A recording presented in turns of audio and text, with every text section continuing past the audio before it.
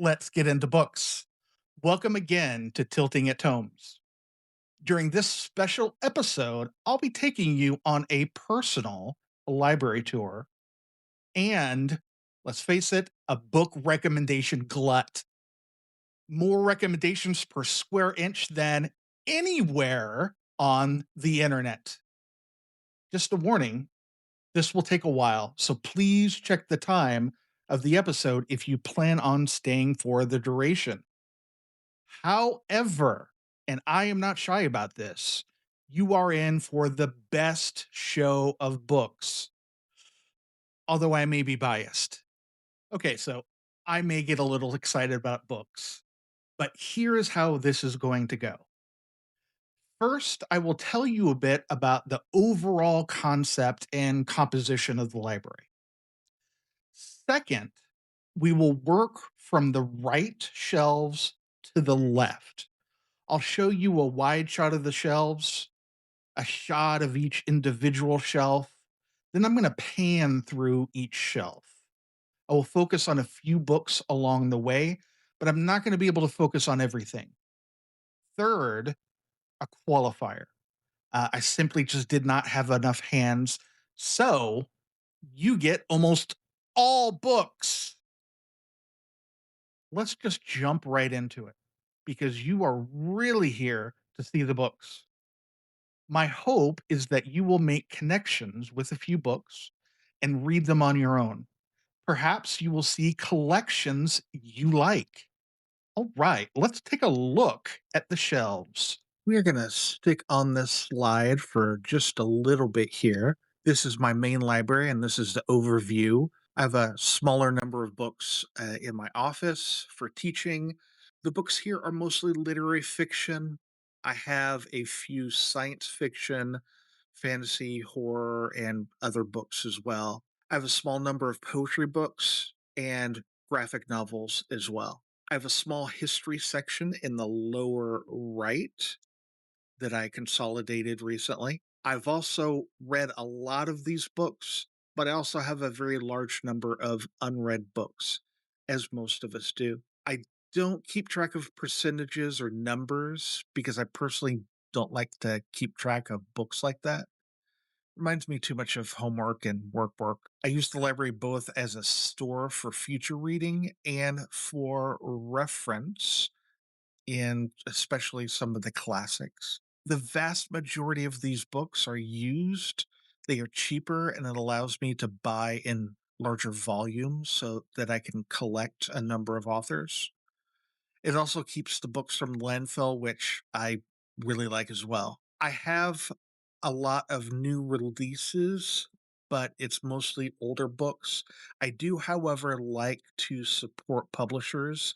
So I do support publishing when I can, particularly if the books are from an author I like. I also like to switch to hardcovers when I can because the books just they last longer, and I tend to keep books for a long time. Let's mention just a few of the collections that I have in the library that I think may be of interest to all of you. So, in the paperbacks, I have a number of Penguin Classics Deluxe that we'll look at here. I also have some Penguin Classics, the Black Spine editions that we'll take a look out and pull out as well. And I have some New York Review of Books, which are good editions of sometimes neglected authors. And also I have the Oxford World's Classics, which are the white ones there on the right that we'll take a look at as well. In hardcover, I have Every Man's Library, which are good, affordable hardcovers. Makes it easy to collect those. And also the Library of America. And I like those in particular because I can get several collections, several works of a single author and consolidate my library as much as possible. Ursula K. Le Guin, for example, published a lot of books, a lot of books.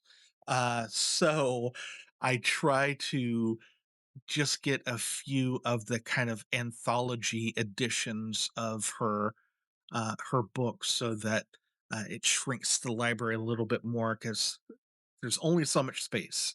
I also have the Penguin Vita editions. I don't really know the concept behind those other than they are designed in a similar, but I'm not sure why certain books are selected. I have some of the Penguin Galaxy editions. Those Penguin Galaxy editions are they're nice. None of these are terribly fancy, but the Penguin Galaxy in particular are science fiction collection. I also have a few Folio Society editions, but I think just maybe one, two, maybe three Folio Society. I have a few specialty editions. They are the Easton Press, Franklin Press, and something called Illuminated editions, which are nice books. Again, affordable, but very well illustrated, I would say. The Easton Press and Franklin books are leather bound. They tend to be easy to buy used. I have a few small presses that I also try to collect. Coffee House Press, I really like. Melville House Books, like them.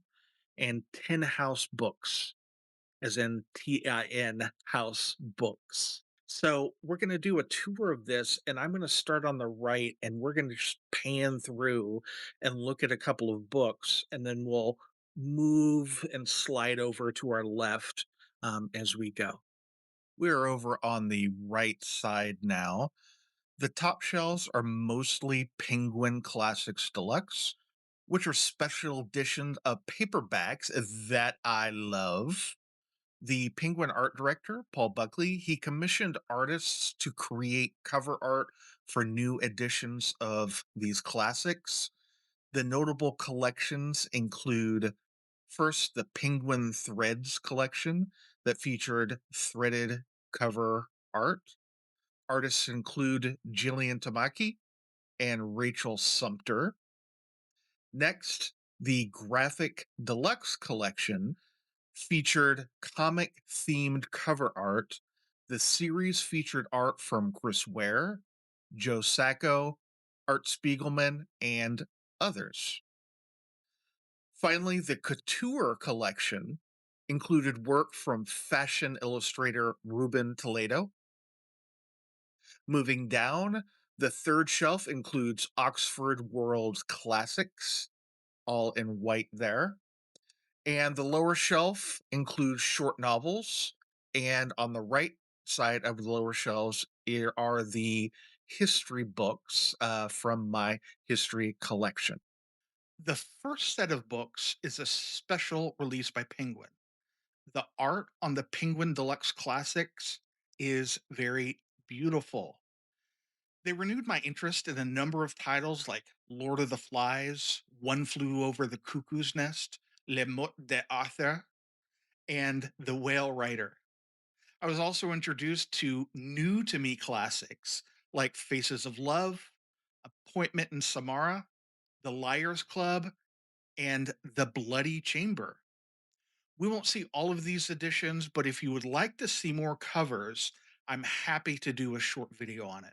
Just leave something in the comments below. We are going to pan through the shelves now, starting here at the top.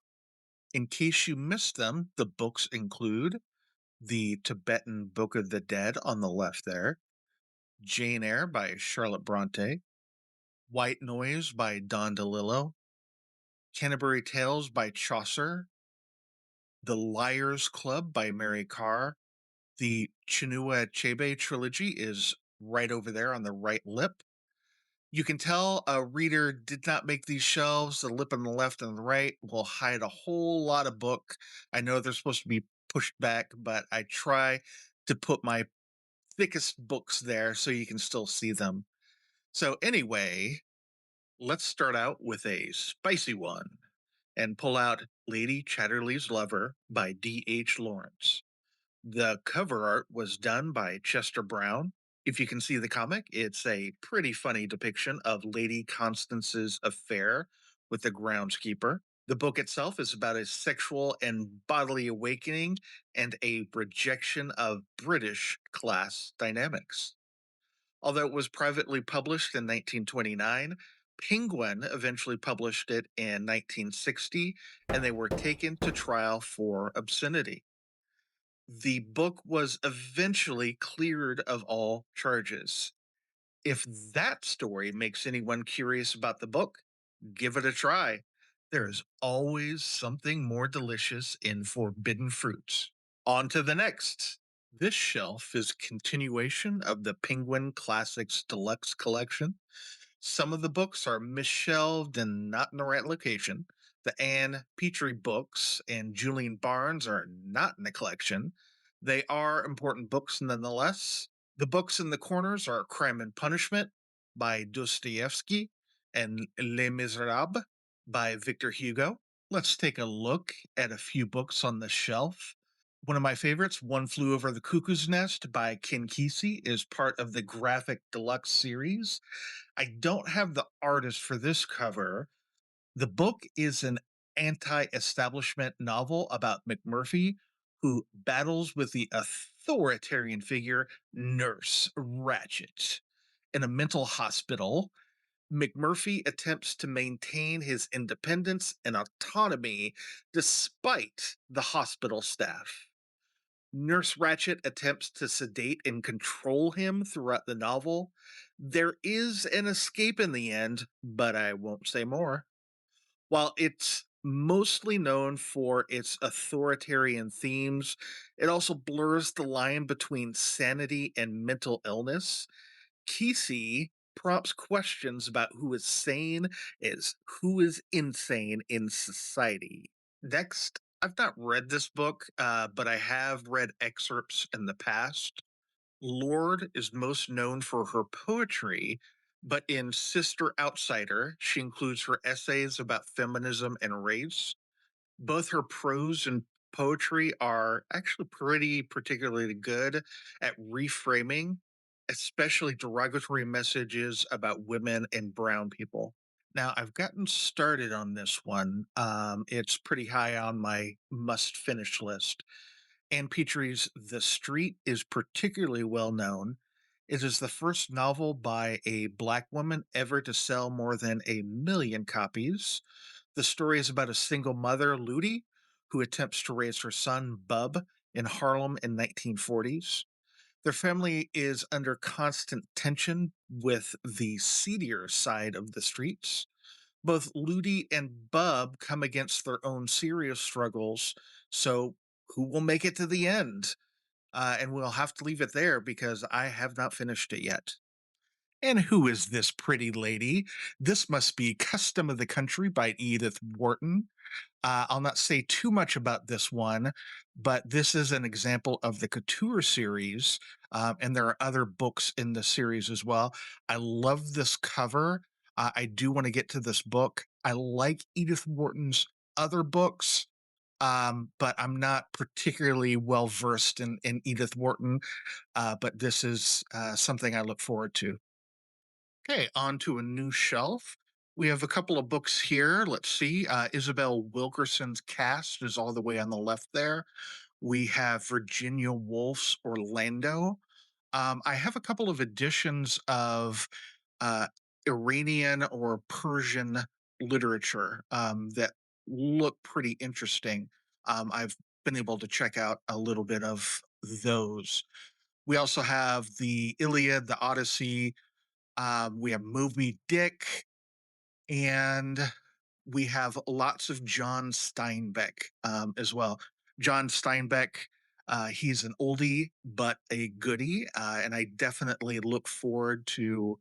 I have not read East of Eden, for example. I look forward to getting to that. So let's take a look at this book. It's Anne Petry's The Narrows. I am pretty new to Anne Petry, so I have not read or finished, rather, many of her books. I look forward to this one. This one is a non Penguin Deluxe. It is about an interracial affair between a Dartmouth educated black man and a wealthy white woman. Both class and race figure heavily into the themes and the conflict in this book.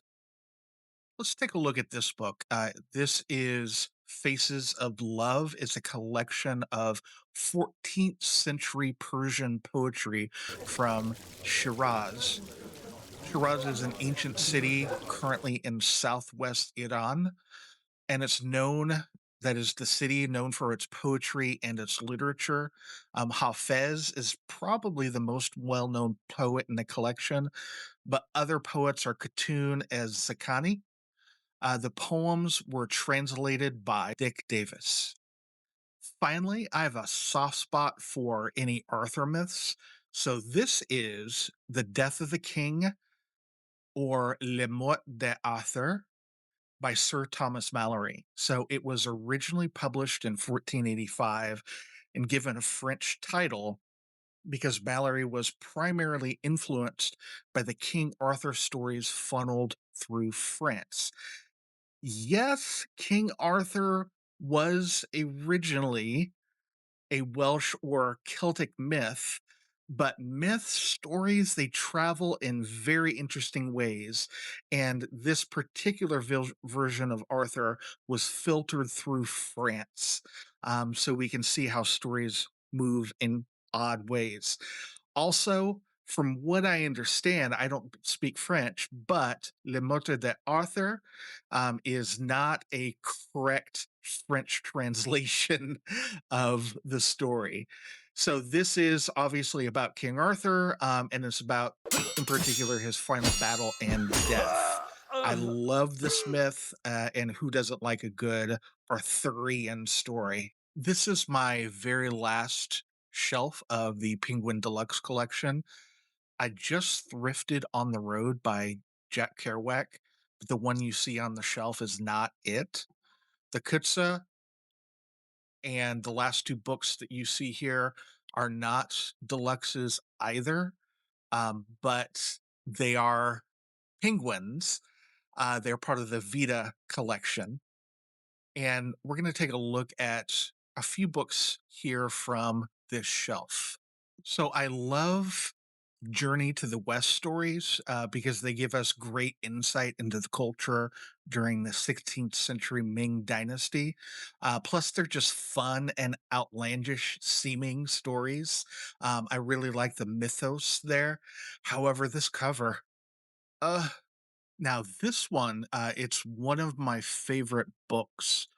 Does have a movie attached to it from I think the 90s maybe. It's another book that incorporates deep cultural stories and mythos. This is from the Maori. So it is about a young girl who struggles against her great grandfather over tradition and sexism. So typically, leadership is passed from male to male, but the great granddaughter is actually the next heir. And while she and her great grandfather love each other, her destiny as leader causes tension between them, and the great grandfather excludes her from the male leadership traditions, and she has to struggle against that. I'm not going to tell you how it ends, but the tale blends some ambiguously magical elements, and yes, there is whale writing toward the end. This is one of my favorites from when I was younger. It is Bless Me Ultima by Rudolfo Anaya. I knew I had to get it in the hardback when I saw it in a thrift store, actually. So this book may reveal a particular theme on the shelf that I wasn't really aware of until now. This is the mythos shelf, I guess. So Bless Me Ultima was published in 1972, and it's a coming of age story of a young boy, Antonio, stuck between several different cultures and traditions. So he, along the way, witnesses scenes of violence and he's confronted by lots of different conflicts of in betweenness between things like spirituality and Catholicism, between Mexican traditions and American traditions, all of these different things. So Antonio navigates these challenges under the guidance of a curandera, who is a spiritual healer, and her name is Ultima. This shelf features my Oxford World's Classics collection. I like to pick these books up because they're easy to handle, easy to read. They tend to be light and floppy. Sometimes I'll tell you that the print is too small, but they mostly have great quality control on the editions. I like to select them for studying, reading, and annotating, things like that, which makes them absolutely fantastic to assign to students. So, a couple of the books that I have here: Wealth of Nations by Adam Smith, The Moonstone by Wilke Collins, which is a good one. It's very entertaining, in fact. I also have just a anthology of restoration literature. So these are the major works from that era. I have Mark Twain's Pudd'nhead Wilson, which is an absolute hoot. It's lesser known, but it's one of Julie and my collective favorites. In fact, I think that we may have discussed this book on one of our dates, and made a connection because of Twain. Another one is Boethius's Consolation of Philosophy, which is, I think, a must read. So whenever you're sort of facing challenging times or hard times, it's a great read. Boethius wrote this while he was in prison for alleged crimes of treason against the historic Theodoric the Great, the Ostrogothic king. A memory called Empire is a bit hidden here, so let me just show that to you really quickly.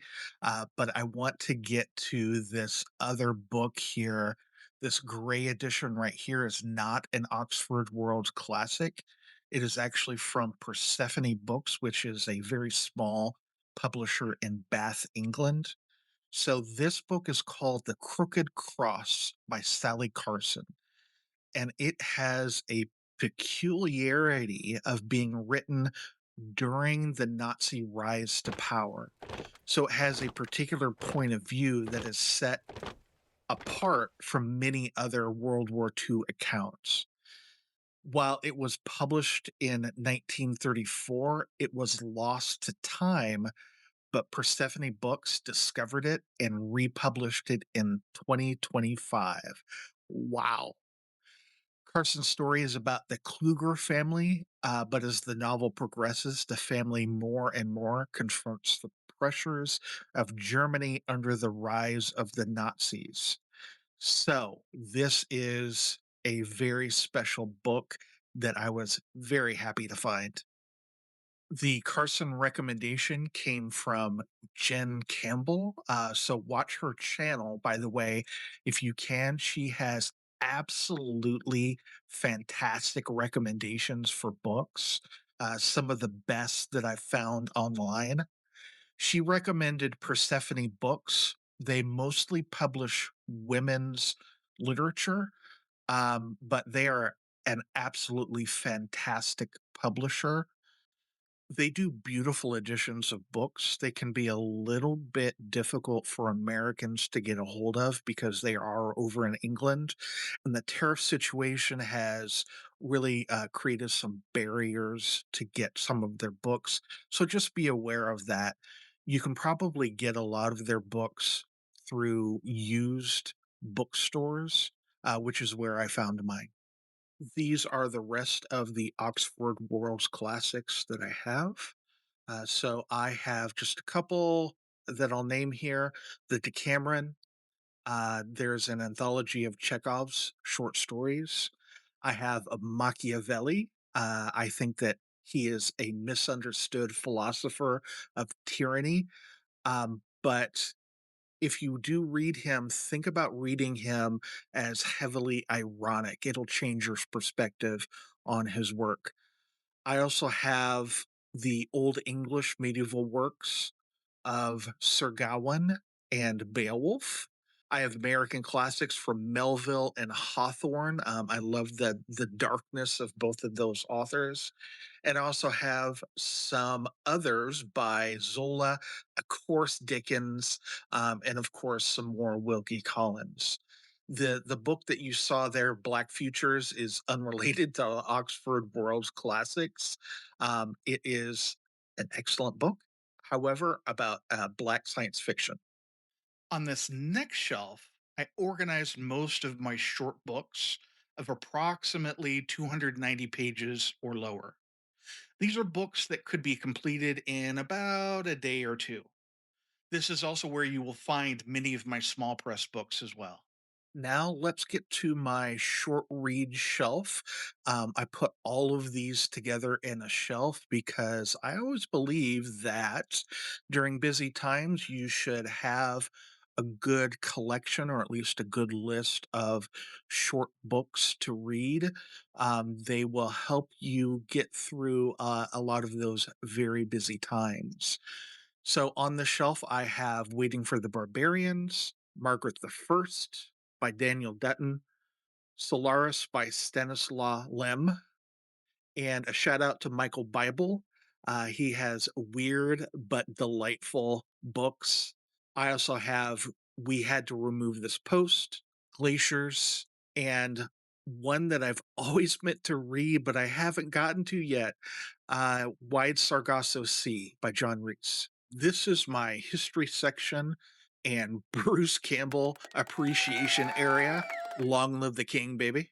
Other books, I have The Mirage Factory by Gary Christ, which is an excellent history. I also have a good number of histories on the book.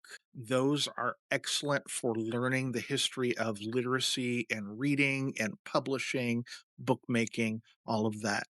The Magician by Colm Toibin does not belong here. I'll have to reshelf that once I get a chance. Let's, however, take a look at I Am Dynamite by Sue Prideaux. It's a biography of Nietzsche, and it seems to revise popular impressions of his work as a hard philosopher. The book opens the door to reading him more through psychology. And I think that this provides us with a way of examining our own binary or rigid thinking.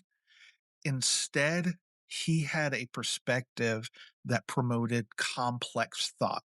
So rather than trying to fit the world into a box of arbitrary good or bad, complex thinking, as he conceived it, invites the mind to reconceive of a world as diverse and multi-layered. Thus, we can better understand human motivations divorced from simple morality and more attributable to complex and layered impulses. I could certainly go on and on and on about this. That's part of the danger of being an educator is thinking about, well, critical thinking. This next one is an interesting and unknown history. In New York in the 1970s, construction workers were whipped into a frenzy and pitted against the protest movement, and several college kids were attacked. Lots of mayhem occurred, and politicians subsequently tried to take advantage of the situation. On the bottom shelf, we have a couple of prized general European histories. They're those big, thick books, and they go from Roman and ancient history to the contemporary time. All the way on the left is Isabel Wilkerson's History of the Great Migration, which is a period of time of massive movement of Black Southerners to the north. It's a phenomenal history and essential for any reader of American history. The other one that I like on this shelf are the Silk Roads, or Is the Silk Roads by Peter Frankopan. It's another really good history, and particularly it addresses cultural intersections between Eurasia and those intersections changed world history. Finally, you may be able to see a few books about the history of conservationism in the American West. There's one more shelf of short books. Finally, on the right side, and this is the last of the right side shelves, we have more short novels. And these short novels are meant to keep me busy during busy times. There are a couple of novels that we can look at here. One is Apex Hides the Hurt, is a good Colson Whitehead novel. Not his best, but still a pretty good one. The other one that is pretty good is The Expert of Subtle Revisions, and also Buddha in the Attic by Julie Otsuka.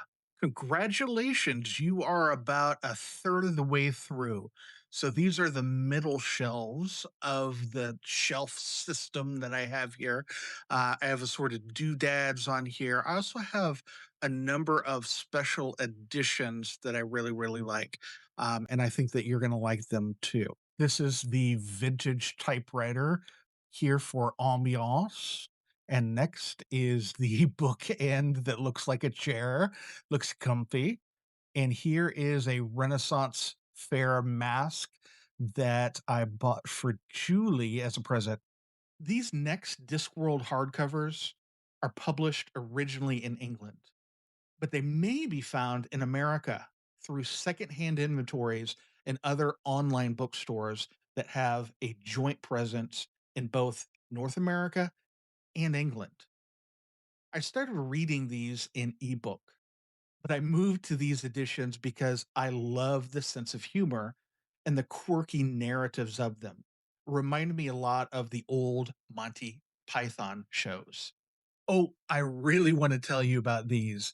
This is exciting. So, these hardcovers are the British edition of the Discworld books. I saw on Daniel Green's channel that he actually recommended these. And so I went out and I found a lot of them used, perhaps carried over to the United States. They are nice additions. They're probably my favorite of the Discworld editions, and I haven't read Going Postal quite yet, but I hear that's a good place to go. My favorite, however, of the Discworld series is this one, which is Guards. It is the first novel of the City Watch series. I love the absurdity of all of it. Has a character named Carrots, or Carrot, rather. You can see definitely a lot of Monty Python and similar British humor in this series. I love the foiling on the cover. I'm just a sucker for shiny things. So these are good additions. I hear there are a few people who dare not like the Discworld books because perhaps the humor's not for them. Well, to those people, I say, well, then you don't like joy. So like joy and read some Discworld. You will see a brightly colored book all the way to the right. I forgot to show you that one. That is actually an illuminated edition of Cavendish's The Blazing World. The artwork here is awesome. Here's an image I pulled for you from online. The leather bound books you see are the Easton Press and Franklin Library books that I mentioned earlier. If you are interested, most of these books can be thrifted fairly easily or purchased second hand. I'm also happy to do a larger tour of any of them. I also want to show you some of these leather bound editions. They're not expensive. They're probably glued covers, although they try to simulate, I think, the sewed binding. They are the Franklin Press, or Franklin Library, rather, and Easton Press. They can be easily thrifted. That said, these are nice additions. They look good on the shelf, and I actually like reading them as well. Let's take a look at a few. As many of you may know, this channel's title is influenced by Don Quixote. Tilting at windmills, actually, is the saying. The book here, the edition of Don Quixote, has silk end pages. It has some pretty nicely done illustrations as well. It's not Gustave Doré, but it's still very good. The pages are double columned pages. So let's take a look at that. There we go. And it also has gilded edges. We'll take a look at that. Those gilded edges are usually to minimize oxidation, the appearance of dust, protect from oils, things like that. And also, look at this illustration, it's pretty good. I like it as an addition to Don Quixote. If there is a particular book that you revere, I encourage you to find a special to you edition of it, so that you can make it that much more special for you. Now, this is a small poetry collection. I have much more poetry elsewhere because it is something that I study, but I wanted to keep just a small thrifted collection here that's part of the Library America collection. And I'm trying to keep all of those books together as much as possible. My favorite poets are William Carlos Williams, Muriel Rukeyser, and a more contemporary poet, Natasha Trethewey. Fantastic poetry. Natasha Trethewey is not on the shelf, though. Here are my New York Review books. I keep on slipping up and calling them the New York Review of Books, but it's New York Review Books. And this is a quirky publication that takes old, lost writers and republishes them, which I think is an absolutely fantastic endeavor. This is a bad angle on those books, so let's just go over a few here to let you know what I have. I have Hard Rain Falling, which is a familiar setting. The sci-fi books that I have, Motoron, I think I'm pronouncing that correctly, and Rim of Morning. There are also a couple of lesser known works here that are obscure, and that's one of the things that I like about them. So we have Max Weber's collected lectures. There's a book called The Right to Be Lazy, which is about labor and work and all of that stuff. These Library of America books focus on classic American authors. The pages can be a little bit flimsy, like those old Norton anthologies from college. However, they are a good way to access work by many classic American authors at this kind of volume. Next, we're going to take a look at the Library of America editions that I have. These are great works for consolidating around several authors, and just reducing the volume of the library here. I am an Americanist by trade, so all of these books are in my wheelhouse. I have absolutely loved grabbing these titles. So a few of them I have, that I'll mention here. I have a pretty good Shirley Jackson collection. She is always a good find and a good read. Ursula K. Le Guin, a lot of her works, not everything, but a lot of them collected here. Joanna Russ, who wrote The Female Man. I've read and I've taught that selection before. It is a good one. Flannery O'Connor, one of my all-time favorite authors. Such a bizarre in a good way and dark author. Eudora Welty, I don't see a lot of mentions of her around anymore, but she is an incredibly interesting and funny writer. There is a story that she used to basically follow people around in the store, and she kept a notebook and she would write down people's conversations so that she could use them in a book. Just imagine this little old lady wandering around and following people in the store and writing down their stories must have been a sight. I also have John Williams collected novels. There is Washington Irving's travel account. Washington Irving was pivotal, of course, not only in defining American literature, but his travel accounts were very popular and they defined this idea of American nationhood. Don't forget that all of these ideas that we have today, including America, the nation, are invented. They are created.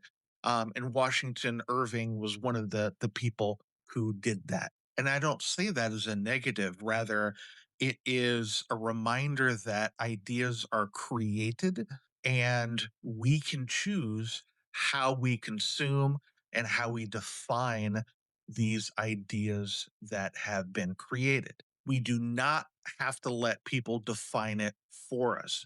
We, the people, can define it. I guess that is my rant for the day. The other additions in this collection, Ambrose Bierce is one of my favorites. Occurrence at Owl Creek Bridge is a must read.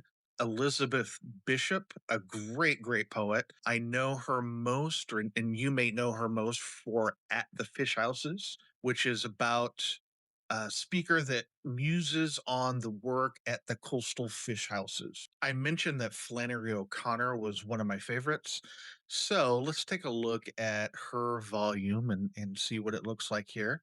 Flannery O'Connor she's funny. She is brutal with her takes on things.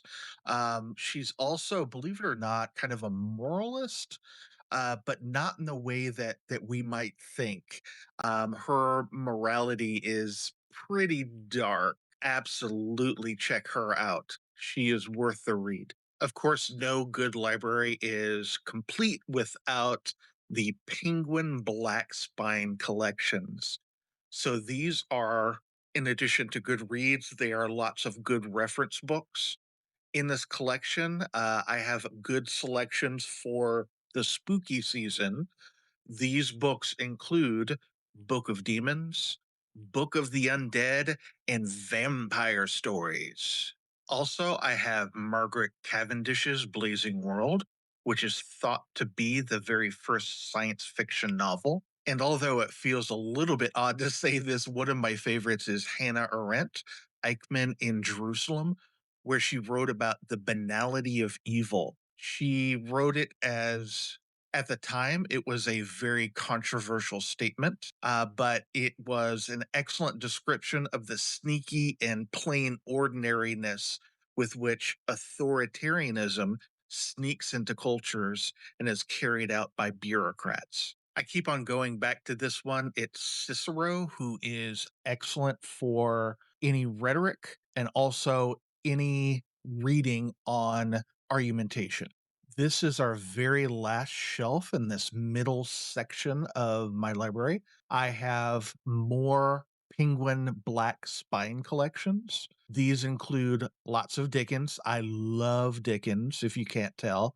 I have not read Old Curiosity Shop or Nicholas Nickleby yet, but I've read the rest of these before. Also, James Welch is going to be used for a project that I have coming up, and I look forward to reading his work. Also, African myths of origin are important and also very enlightening for just world history. They give us access to stories that better help us understand diasporic literatures. So, for example, Ishmael Reed in Mumbo Jumbo references these myths heavily. We are into the last third of the library, or the trivium, as I sometimes call it. In this image, I could not fit all of the shelves, but we're going to do a passover of everything here, just like we did with the other shelves. Next, we get to the Everyman collection, which, believe it or not, can be read by people other than men. We have in this collection some excellent hardback books. They tend to be very sturdy and they stand the test of time, much like on the quality level of the Library of America. I have some Dickens repeats, as you can see. I usually acquire multiple copies over the year. I don't remember how. That's because the memory slips in old age. Many of these are also just great reference books. I have a Dashiell Hammett, who is a mystery writer, Colson Whitehead, Toni Morison, and Guter Grass's The Tin Drum. I have not read In the Name of the Rose in a long time, and I look forward to getting back to that. I'm going to have a very different read and perspective reading it these days. In it, Echo gives us an excellent long dive into how fiction plays with post structuralist thought. Also on the shelf, I have Hugo's Hunchback of Notre Dame. Muriel Spark is also always a good read. And I'm not sure what book is in that right corner. It's a mystery book. We'll just have to leave it at that. Moving on, we have is that an empty space? Quick, fill it with books. Anyway, we have a few books on the shelf that are worth noting. We have Mary Wollstonecraft's, and this she wrote an excellent treatise. Also, the light brown book right there is Nathaniel West, a an excellent author, but really, really underrepresented. He wrote Miss Lonely Hearts and Day of the Locust. One of my favorite books of all time is Snow Crash. It is another book with a great beginning. It begins with a high speed, high pressure pizza delivery. Come to think of it, although it is a different novel than In the Name of the Rose, Snow Crash also deals with language and control in interesting ways. Might be a good pairing there. I also plan to use Service Model in an upcoming video. This edition of Plum Bun was just released. Plum Bun, that was my nickname in college. I have not read this novel, but it's from the Harlem Renaissance. We also have two creepy books here, good for spooky season coming up. Monstrilio, which is about a mother who regrows her dead son from a piece of his lung. As you may guess, things don't go well, and it grows into Monstrilio. Also, I think that is kind of creepy as well is John Fowles's The Magus. It's more of a thriller, but it's about this main character who comes under the manipulations of a wealthy man on a Greek island. The wealthy Maurice plays games with his sanity and his sense of reality. This next shelf has a number of very large books. Divine Days deserves a special mention, though. It is a very special but woefully underappreciated book. I'll not say that it's for everyone just by virtue of its size, but despite its credentials and all of the fanfare that it received in the 90s, it has not been widely read. I'll go into this in a future episode, but on its publication, it suffered kind of an unfortunate setback. It was part of a massive warehouse fire that destroyed much of its inventory. It was eventually reissued by Northwestern University Press, but they do not have the reach of a major commercial publisher like Norton did. I don't want to take anything else away from books on the shelf. There are several books that I'm actually excited to share with you, but Divine Days feels like a book that is getting lost. And I'm also concerned that we are also losing an important piece of culture in the process. Please, however, let's take a look at the whole shelf and you'll see Divine Days on it. On this shelf, I have several newish books. You may, in fact, recognize two Booker long list books. There is right there in the middle, The Obscene Bird of Night by Jose Donoso, a Chilean novelist who published the book around 1970. I was surprised to learn that the title actually came from a quote by Henry James Sr. And the quote is Every man who has reached even his intellectual teens begins to suspect that life is no farce, that it is not a sham, that it is not a dream, but a serious thing. He begins to perceive that it is full of calamity and that the obscene bird of night flaps its wings and makes the darkness visible. I don't know too much about this book at this point, but it appears that this book is very difficult and awfully experimental, which are two things that appeal to me. And I mean that sincerely. Other books include Pan by Michael Clune, Tell Me an Ending by Joe Harkin, The Prophets by Robert Jones Jr., and The Candy House by Jennifer Egan. We also have The Black Locomotive by Ryan Hughes. And we're going to pan over just a couple of other books here. I think I forgot, yeah, I forgot Weird Black Girls, which is a kind of horror sci fi ish novel as well. And then finally, we have Divine Days by Leon Forrest. I just finished that one. And I'm going to do a longer piece, a longer video about that book because I think a lot needs to be said about it. Right now, I'm pulling out Ryan Hughes, the book XX. It's a piece of what's called ergodic fiction. XX by Ryan Hughes was a recommendation I saw from Nicole's channel at Notable Fiction. It is about a reception of an extraterrestrial signal from another civilization. A group of scientists in England attempt to interpret the messages and discover the alien secrets. Ryan Hughes was and is a designer and illustrator, and he uses his skills to craft the story in an unconventional way, as you can see in these pages that we're seeing right now. On our new shelf here, we have City of Brass, Shadow King, and Ash Before Oak. We also have The Cassandra by Sharma Shields. It's a retelling of the Cassandra myth about a woman, Mildred Groves, who works at a secret government manufacturing facility during World War II. She starts to have visions about the future. I also picked up Lazaretto by Diane McKinney Wetson a while ago. It's about a black staff of a quarantine hospital during the 19th century in Philadelphia.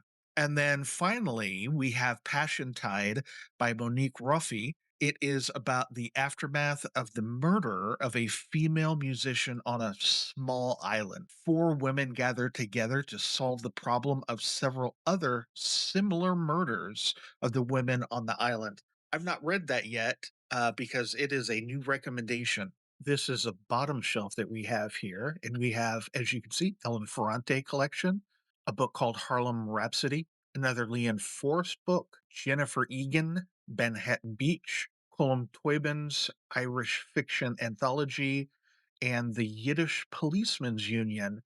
And thoughts on that, anyone? Is it a good read? Should I keep it? Let me know. We also have The Underworld by Don DeLillo, and also that other book in the corner that I cannot read. And we are almost done, so stick in there. We have one more shelf left. Okay, pardon the angle here. It's on the top shelf here. We have Ken Stanley Robinson's Mars series. We have The Celestials, Finnegan's Wake, Native Son, The Namesake, Helen Phillips, Lost in the Funhouse, The Wanderers, Jeff Vandermeer's Annihilation, A Rather Haunted Life about Shirley Jackson, How the Garcia Girls Lost Their Accents, Danube, Wildwood, a book called Women Have Better Sex Under Socialism, Poetics of Postmodernism, Electric Michelangelo by Sarah Hall, Ursula K. Le Guin's The Word for World is Forest, The Guide by Peter Heller, Jonathan Franzen's Corrections, of course, Under the Feet of Jesus, Mr. Norris Changes Trains, Peter Mathiason's Shadow Country. Oh, that looks like The Elegance of the Hedgehog.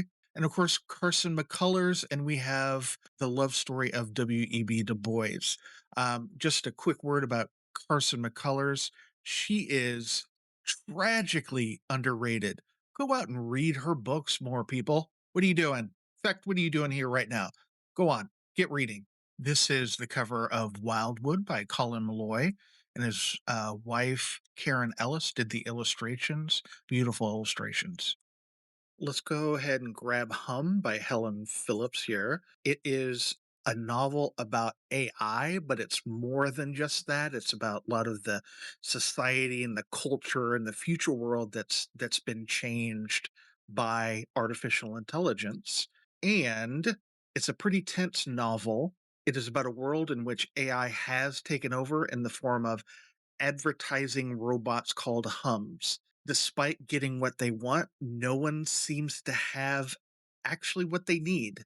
And here's my copy of Julie Alvarez's How the Garcia Girls Lost Their Accent.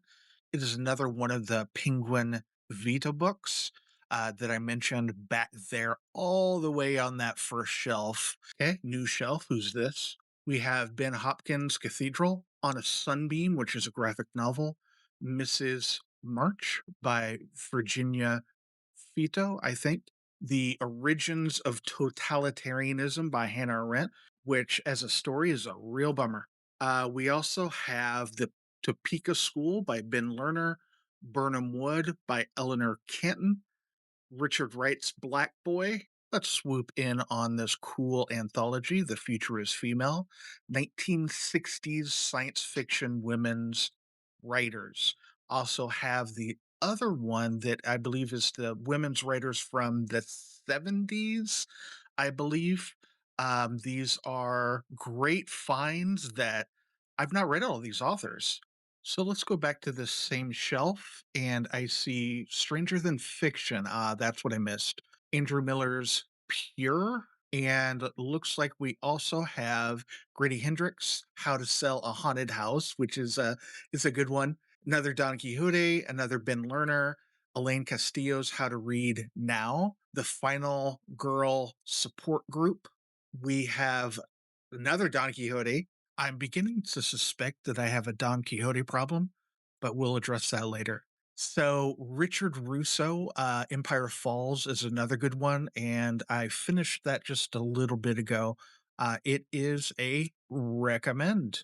It won't blow anybody's socks off, but it has a pretty significant impact. And this is The Drowned World by J.G. Ballard, about a world in which there's environmental disaster and the whole world is flooded. These are images of the Austrian National Library, a beautiful place.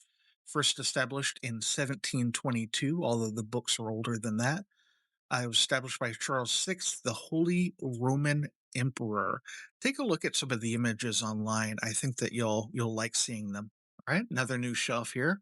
Another copy of Love Songs of W.E.B. Du Bois.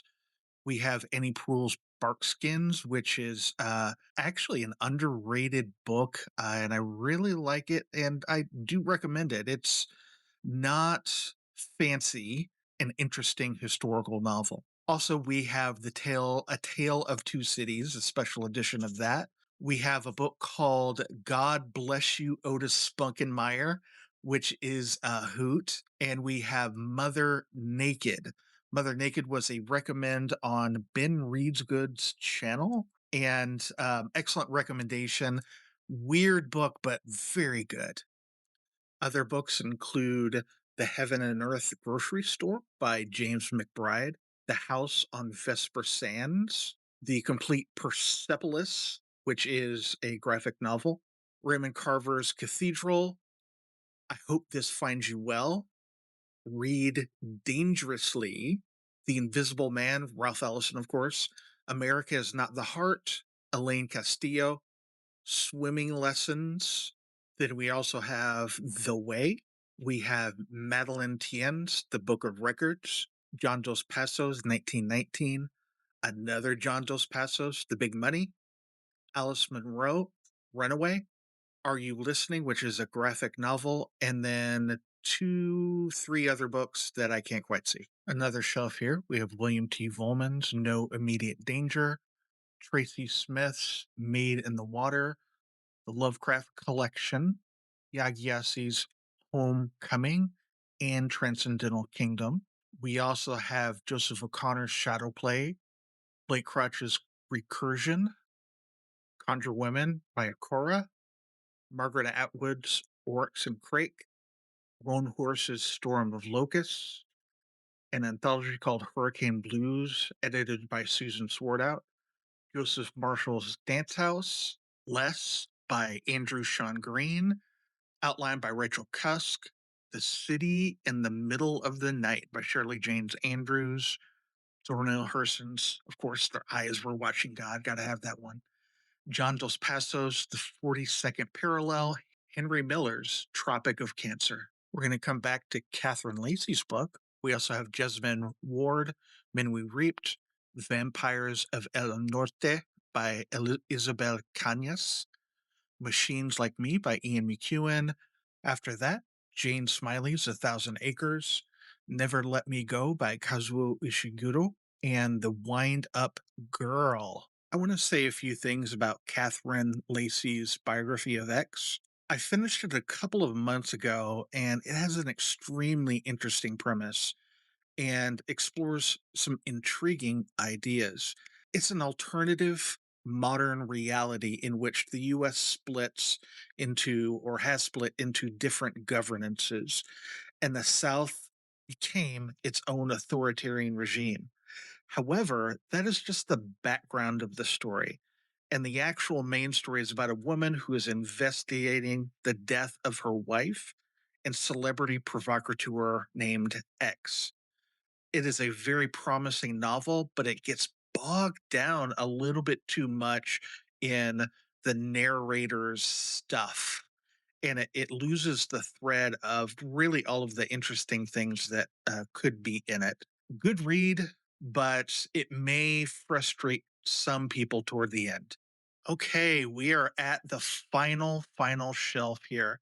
Pardon me, I can't crouch down further than this, but here are the books. We have Europe Central, we have Flights, we have Uprooted by Naomi Novik, Milkman Anna Burns, read that one. Anna Karenina, another good read. Luster, Gail Jones's Palmares, The Starless Sea, The Labyrinth of the Spirits, China Melville's Perdido Street Station, good one.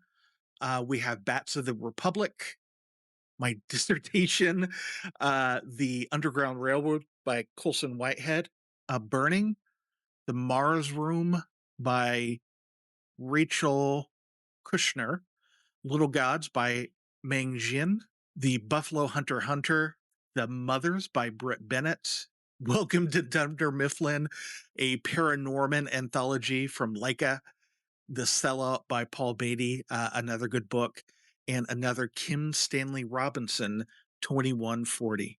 Thank you for allowing me to share my books with you. If you have any questions, or if you would like me to discuss one of these books in the future, please leave a note down in the comments. As always, like and subscribe if you would like to support this channel. Have a very good rest of your day.